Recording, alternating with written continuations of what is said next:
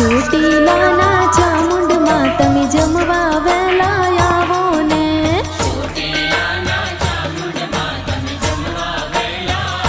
હા 7 વારના 7 ભોજન જમવા વહેલા આવો ને